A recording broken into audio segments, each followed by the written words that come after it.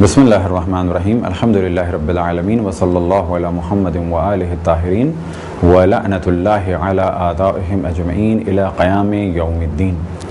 موضوع گفتگو خرید و فروخت، اور ہماری اس گفتگو کا موضوع ہے مکروہ معاملات، یعنی وہ پیشے یا وہ کام کہ جو مکروہ ہیں۔ پہلے مرحلے میں جانب توجہ رہے کہ خرید و فروخت واجب بھی ہو سکتی ہے، حرام بھی ہو سکتی ہے، مستحب بھی اور مکروہ بھی، اور اسی طریقے سے مباح بھی۔ یعنی جو احکام 5 اور چیزوں کے لیے ہیں کہ جنہیں کہا جاتا ہے احکام 5 واجب، حرام، مستحب، مکروہ اور مباح، وہ خرید و فروخت میں بھی ہیں۔ اگر کسی واجب کام کے لیے تجارت کرنی ہو یا کوئی معاملہ کرنا ہو تو کہا جائے گا کہ یہ کام بھی واجب ہے۔ یا جیسے کہ ہم نے پہلے مثال دی ایک لیکچر میں کہ اگر ہمارے پاس دوا ہے اور اس دوا پر ایک شخص کی زندگی کا دار و مدار ہے اور اس کی جان بچانا ہم پر لازم ہے، تو ایسی صورت میں یہ دوا ہمیں بیچنی ہوگی۔ یہ نہیں کر سکتے کہ جو ہمارے عام طور پہ کیا جاتا ہے خصوصاً پاکستان میں کہ مارکیٹ سے دوائیں غائب کر دی جاتی ہیں، یہ عمل قطعاً جائز نہیں ہے۔ خصوصاً کب؟ خصوصاً اس وقت کہ جب ان دواؤں کے بغیر بعض لوگوں کی جانیں ضائع ہو سکتی ہیں۔ تو بعض دفعہ تجارت واجب ہے کہ جس کی مثال دی گئی، اسی طریقے سے گھر والوں کی کفالت کے لیے تجارت واجب ہے، لیکن گھر والوں کی کفالت تو ہم کر رہے ہیں واجب حد تک، اب ہم چاہتے ہیں کہ ان کے لیے مزید بہتری ہو، تو کیونکہ مزید رفاہ اور سکون دینا مستحب عمل ہے، لہٰذا اگر ہم مزید کوئی تجارت کرتے ہیں، کام کرتے ہیں، تو وہ عمل مستحب ہے، بشرط یہ کہ وہ تجارت جائز ہو۔ جائز تجارت جب اس نیت سے ہو کہ میں اپنے گھر والوں کو اور زیادہ سکون دوں، تو ایسی صورت میں یہ تجارت مستحب ہو جائے گی۔ البتہ معاملات یا کام کے اعتبار سے اگر دیکھا جائے تو روایتوں میں تاکید ہے تجارت کی، اور روایتوں میں نقل ہوا کہ رزق کے 9 حصے، برکت کے 9 حصے تجارت میں ہیں۔ تو خود تجارت مستحب عمل ہے، اب اگر یہ تجارت اپنے گھر والوں کو مزید سکون دینے کے لیے، اور سکون بھی جائز سکون دینے کے لیے ہو، تو ایسے میں یہ کام مزید مستحب ہو جائے گا۔ مکروہ کام وہ کام ہیں کہ جنہیں نہ کیا جائے تو بہتر ہے، اور وہ چند پیشے ہیں۔ اس کے بعد گفتگو ہوگی حرام معاملات کے بارے میں کہ جو اصل موضوع ہے اس گفتگو کا، اور پہلے بھی ہم نے توجہ دلائی کہ جب حرام موضوعات کو ڈسکس کر دیا جائے تو ان کے علاوہ معمولاً جائز ہیں۔ یہ ضروری نہیں کہ جتنے ہم ڈسکس کریں وہ سب کے سب حرام ہیں اور ان کے علاوہ کوئی بھی حرام نہیں ہے، ان کے علاوہ بھی بہت سارے حرام کام ہیں، لیکن وہ اکثر ایسے ہیں کہ جو ہم موضوعات ڈسکس کریں گے ان کے ذیل میں آ جائیں گے، ان کے ضمن میں آ جائیں گے، اور اگر ان کو دقت سے دیکھا جائے تو انسان اندازہ لگا سکتا ہے کہ اگر یہ حرام ہے تو وہ بھی حرام ہوں گے، کیونکہ وہ اسی قسم کے ہیں کہ جو حرام ہیں۔ مباح معاملات وہ ہیں، مثال کے طور پہ کوئی ٹافی لے لی، کوئی بسکٹ لے لیا، نہ واجب تھا، نہ مستحب تھا، نہ مکروہ تھا، لیکن اگر یہی ٹافی یا بسکٹ نقصان کا سبب ہو اور جان جانے کا خطرہ ہو، اور کسی کو ہم یہ جان بوجھ کے کھلائیں تو کہا جائے گا کہ یہ کام اس وقت ہم نے جائز نہیں کیا یہ معاملہ۔ اور اگر کسی کو خوش کرنے کے لیے، وہ مثال کے طور پہ کسی یتیم کو خوش کرنے کے لیے ہم ایک چاکلیٹ لیتے ہیں، ایک بسکٹ لیتے ہیں، تو کہا جائے گا کہ یہ معاملہ مستحب ہے۔ لیکن ایسے ہی ہمارا دل چاہ رہا تھا، چلتے چلتے ہم نے ایک ٹافی لے لی، چاکلیٹ لی، تو کہا جائے گا یہ عمل مباح ہے۔ لیکن اگر خود اپنی جان بچانے کے لیے لیے تو کہا جائے گا کہ یہ اس وقت خریدنا واجب تھا، کیونکہ اس کے بغیر جان نہیں بچتی۔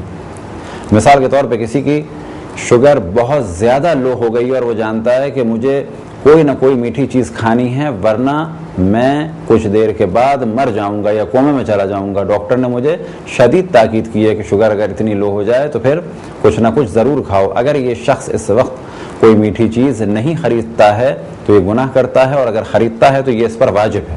تو کچھ پیشے ایسے ہیں اسلام میں جو مکروہ ہیں، ان میں سے ایک پیشہ ہے قصابی کا، یعنی قصائی کا کام۔ تو یہاں پر توجہ رہے کہ گوشت بیچنا الگ موضوع ہے، چاہے وہ ہمارے معاشرے میں جیسا بھی سمجھا جائے، لیکن شریعت میں جسے کہا جاتا ہے کہ قصابی مکروہ ہے، وہ ہے جانور کو ذبح کرنا. اور وجہ یہ بیان ہوئی ہے کہ اس کام سے انسان شقی ہو جاتا ہے، دل سخت ہو جاتا ہے، یہ کام مکروہ ہے، لیکن اگر کیا جائے تو حرج نہیں. اور پہلے بھی ہم نے توجہ دلائی کہ بعض جگہوں پہ یہی قصابی کا کام واجب ہو جائے گا. مثال کے طور پہ کہیں کچھ مسلمان ہیں اور یہ سب کے سب حرام گوشت کھاتے ہیں، انہیں حلال گوشت میسر نہیں ہے، تو یہاں پہ کہا جائے گا کچھ افراد پر واجب ہے کہ جانور کو ذبح کریں اور باقی مسلمان اس حلال گوشت جانور کے گوشت کو کھا سکیں. تو یہاں پر یہ جانور کا ذبح کرنے کا کام اگر ہم انجام دیں حتیٰ پیشے کے طور پہ تو اب یہ مکروہ نہیں رہے گا، بلکہ یہاں پر یہ کام پہلے اگر واجب تھا اور اگر ایک حد تک جانور مل جاتے ہیں تو ابھی بھی کہا جائے گا مستحب ہے، تاکہ ہم مسلمان معاشرے میں حلال جانور مہیا کر سکیں. تو قصابی کا کام مکروہ ہے سے کیا مراد یہ آپ کے سامنے واضح کیا. لیکن ان تمام مکروہ کاموں کے ساتھ ساتھ اس جانب ہم توجہ دلائیں کہ بھیک مانگنا یا پریشان رہنا یا بیجا قرض کرنا اور مشکل سے زندگی گزارنا جبکہ انسان قصابی کا کام کر سکتا ہو تو ایسی صورت میں قصابی کا کام بہتر ہے فقر و فاقے سے اور ذلت اور رسوائی سے. تو مکروہ کے معنی کیا ہے کہ اگر کوئی اور کام آپ کے پاس ہے تو ایسی صورت میں اس کام کو انجام نہ دیں، بہتر ہے. اب یہاں پر خالی نوکریاں ہم بیان نہیں کر رہے ہیں، خالی پیشے بیان نہیں کر رہے ہیں، بعض معاملات بھی بیان کر رہے ہیں، یعنی بعض خرید و فروخت کی ڈیلنگز بھی مکروہ ہیں. انہی میں سے ایک ڈیلنگ ہے زمین و جائیداد کا بیچنا. کب؟ کہ جب انسان اپنی زمین یا جائیداد کو بیچ دے. لیکن یہ مکروہ کب ہے؟ کہ جب اس کے بدلے کوئی دوسری چیز نہ خریدے. بس اگر کوئی اپنا گھر بیچ دیتا ہے اور اس کے بدلے کچھ نہیں خریدتا تو یہ عمل مکروہ ہے، لیکن اگر اس کے بدلے کچھ خرید لیتا ہے یا اس سے بہتر خریدتا ہے یا ضرورت کے مطابق خریدتا ہے تو پھر یہ عمل مکروہ نہیں ہے. کفن کے بیچنے کا اگر کوئی کاروبار کرے تو یہ عمل بھی مکروہ ہے. اور روایتوں میں نقل ہوا کہ جو کفن کا کاروبار کرتا ہے وہ انتظار کرتا ہے کس چیز کا؟ لوگوں کے مرنے کا. تو کفن کا کام بھی مکروہ ہے، یعنی اگر وہ کفن بیچتا ہے تو یہ عمل مکروہ ہے. مکروہ ہے کہ اگر کہیں کوئی ڈیلنگ ہو رہی ہو تو اس میں مداخلت کریں. اسی طرح سے مکروہ ہے بین الطلوعین، یعنی اول فجر سے لے کر آخر فجر تک خریداری کرنا، یہ عمل مکروہ ہے. اسی طرح سے حجامت کا کام. اور حجامت سے کیا مراد؟ ہمارے انڈیا پاکستان میں حجامت سے مراد ہے بال کاٹنا، لیکن حجامت در حقیقت جب اس کے اصل معنی دیکھے جائیں عربی میں تو حجامت کے معنی ہیں کہ خاص رگوں پر ایک کٹ لگایا جاتا ہے اور گندا خون نکالا جاتا ہے. اس عمل کو کہا جاتا ہے حجامت. یہ کام بھی اگر پیشے کے طور پہ اپناتا ہے تو یہ عمل مکروہ ہے. مکروہ پیشوں میں سے ایک پیشہ کہ جس کا ذکر فقہ کی کتابوں میں ہے وہ ہے صرافی، یعنی سونے اور چاندی کی خرید و فروخت. اور اس کے مکروہ ہونے کی ایک وجہ جو بیان ہوئی فقہی کتابوں میں وہ یہ کہ صرافی یعنی سونے چاندی کی خرید و فروخت بہت زیادہ قریب ہے سودی معاملات سے. البتہ اس بارے میں کہا جا سکتا ہے کہ شاید یہ کراہت اس وقت رہی ہو یا اس وقت ہو خصوصاً کہ جب کرنسی کے طور پہ سونے اور چاندی کے سکے استعمال ہوتے تھے اور سکوں کو دیا جاتا تھا سود پر اور پھر اس سے زیادہ لیا جاتا تھا. تو کیونکہ وہ سکے عام طور پر اس زمانے میں سونے اور چاندی کے تھے تو صراف یعنی سونے و چاندی کا کام کرنے والے سودی معاملات میں عام طور پر داخل ہو جاتے تھے. لیکن کیونکہ اس کا ذکر فقہی کتابوں میں ہے آپ کے سامنے اس کا ذکر کر دیا. آج بھی ممکن ہے کہ یہ چیز مکروہ ہو، وہ اس وجہ سے کہ آج بھی سونار سود میں شامل ہو سکتے ہیں، اور وہ اس طریقے سے کہ فرض کریں کوئی سونار 90 گرام کسی کو سونا دے اس شرط پہ کہ جب میں تم سے لوں گا تو اس وقت 100 گرام سونا لوں گا، تو یہ عمل حرام ہے. اگر یہ کسی مارکیٹ میں رائج ہو تو کہا جائے گا ایسی مارکیٹ میں سونار کا کام کرنا یا چاندی کا کام کرنا مکروہ ہے، یعنی نہ کیا جائے تو بہتر ہے۔ وجہ کیا ہے کہ یہ کام سبب بن سکتا ہے کہ سود میں مبتلا ہو جائیں۔ سود کے بارے میں ایک مختصر سا تعارف کرائیں کہ سود دو اقسام کا ہے، الربا فی المعاملہ، یہ پہلی قسم ہے، یعنی سود معاملے میں، یعنی ڈیلنگ میں سود، اور دوسری قسم ہے الربا فی القرض، یعنی ربا یعنی سود قرض میں۔ ہمارے معاشرے میں عام طور پر قرض والے سود سے آشنائی ہے، ربا فی المعاملات یعنی معاملات میں جو سود ہے اس سے آشنائی نہیں ہے، اور سونے چاندی کے کاروبار میں جو کراہت ہے اور جس میں پڑنے کا امکان ہے اس کی ایک وجہ یہی بیان ہوئی کہ عام طور پر یہ معاملاتی سود میں مبتلا ہو جاتے ہیں۔ اب تک جو ہماری گفتگو تھی وہ یہ کہ سونار کا کام یا صرافی کا کام مکروہ ہے کیونکہ امکان ہے کہ یہ سود کے معاملے میں پڑ جائیں، لیکن ایک خاص موضوع کی جانب توجہ رہے، خصوصاً انڈیا پاکستان میں سونے چاندی کے کاروبار میں بہت زیادہ دھوکہ ہے، اور اگر یہ دھوکے کا کام ہو رہا ہو اور دھوکے کے بنیاد ہی پہ کام چل رہا ہو تو پھر یہ مکروہ نہیں ہے بلکہ حرام ہے۔ مثال کے طور پہ خالص چاندی انڈیا پاکستان میں بالکل ہی نایاب ہے، اچھی بڑی مقدار میں اس میں ملاوٹ کی جاتی ہے جبکہ پیسے خالص چاندی کے لیے جاتے ہیں۔ اسی طریقے سے خالص سونا بھی انڈیا پاکستان میں بالکل نایاب ہے۔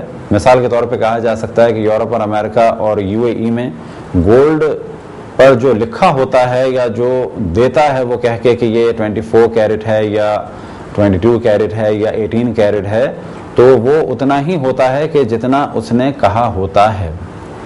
لیکن انڈیا پاکستان میں جب ریٹ آتے ہیں روز کے تو وہاں پر تو 24 کیرٹ کے ریٹ آتے ہیں، لیکن بیچنے والا پیسے لیتا ہے 24 کیرٹ کے یا 22 کیرٹ کے اور بیچ رہا ہوتا ہے 18 کیرٹ یا 22 کیرٹ۔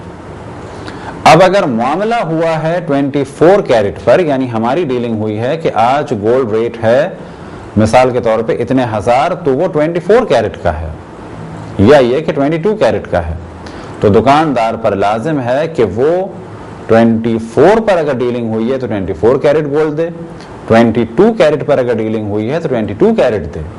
یہ جائز نہیں ہے کہ 24 کے پیسے لے اور 22 دے یا 22 کے پیسے دے اور 18 دے، فقط اس کے کلر کو بہت زیادہ برائٹ کر دے یا بہت زیادہ پیلا کر دے اور اس طرح سے لوگوں کو دھوکہ دے۔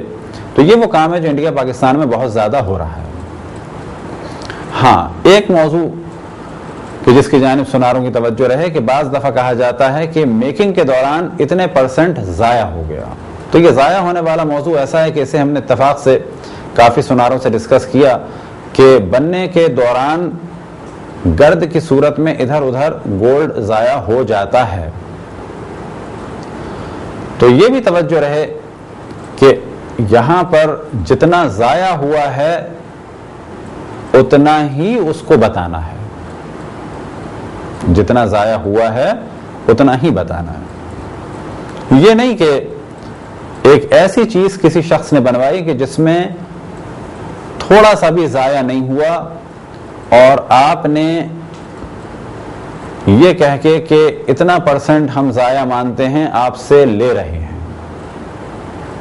اگر ضائع ہوا ہے تو نہیں۔ ہاں، ایک کام یہ ہو سکتا ہے کہ کہہ دیا جائے کہ ہم